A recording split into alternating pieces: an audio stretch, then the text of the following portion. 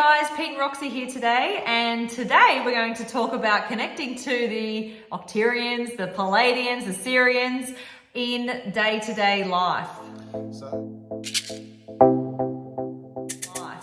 So yeah, if you're interested in connecting, if you've always felt like as a child that there was some sort of guardian angel with you, or there was some sort of soul connection to the stars, that feeling of when are they going to come and just beam me up and take me away from this life, and I don't feel like that this 3D resonance is congruent with who I am. I feel like, I don't know, something is there with a galactic connection. Then the first part of being able to connect through to the Pleiadians is to actually give permission for them to connect. So using your free will and deciding within yourself that you would like to connect and putting that out there, then actually asking them for connection and helping you to establish that is the fundamental first step, even before raising your vibration for that connection, right? And one thing to add on top of that is just saying for the highest and the greatest good, so we don't attract any negative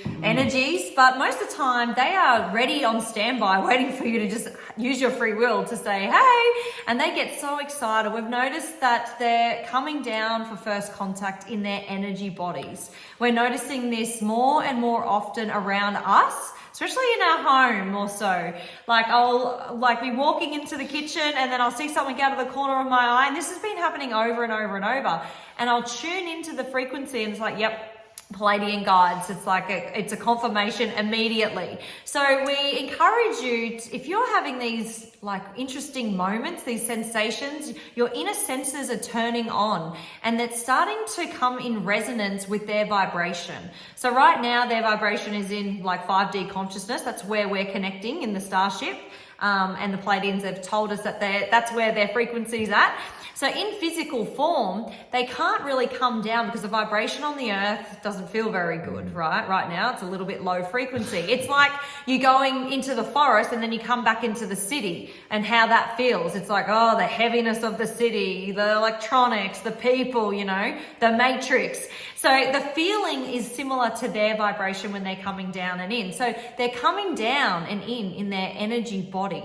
So we encourage you to try and tune into them. If you're seeing this and you're feeling this sensory, something's around you, ask. And it will come back to you. You're on the right radio station now. You're here, you're on your way to ascension, you're elevating your frequency, you're raising your vibration. So there's no reason why you can't be on a radio station that they're on to telepathically communicate with them.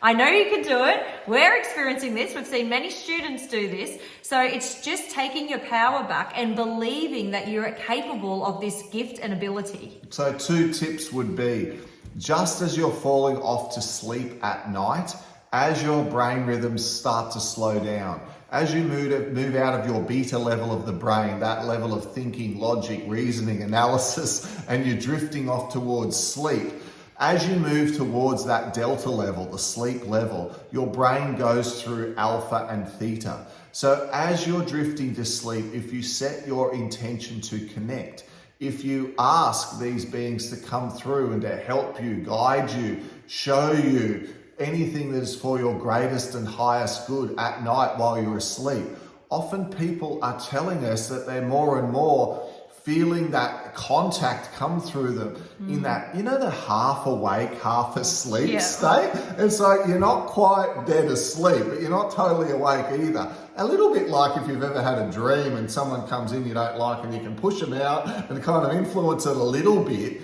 It's a bit like that, but these beings are coming through when the brain is in that right receptive level. And the same thing is true when you first wake in the morning. So as you're waking up in the morning, if when you wake in the morning, you take a moment to just tune in and ask for guidance, for help, for your greatest and highest good. Tune in to remember while your brain is still in that high frequency state, what happened at night while you're asleep. Often if you can write down some notes, some ideas just quickly on a piece of paper, you're able to remember more than if you try to remember your dreams, your connections, half an hour after waking up. So often I wake in the middle of the night to a light on and Roxy next to me writing stuff down. Well, I She's used had stuff in I the used middle to of the be night. like, oh, definitely remember that. How could I ever forget? And I go back to sleep, wake up in the morning, can't remember. So now I'm like getting up because we're getting downloads at nighttime when the beta level and there's no noise happening in our everyday life. So if you're getting the same, get up, write it down, and like store it for the morning because they're valuable tips and probably tricks and knowings for you on your journey. So your rate of vibration certainly does influence your ability to connect. So if you spend time in nature, if you love the ocean or swimming in the lake or whatever it may be, that connection with water or that connection in with nature, that can be a time as well where the brain shifts out of that logical level, moves into the flow state, and you can get the knowings and the information flow in.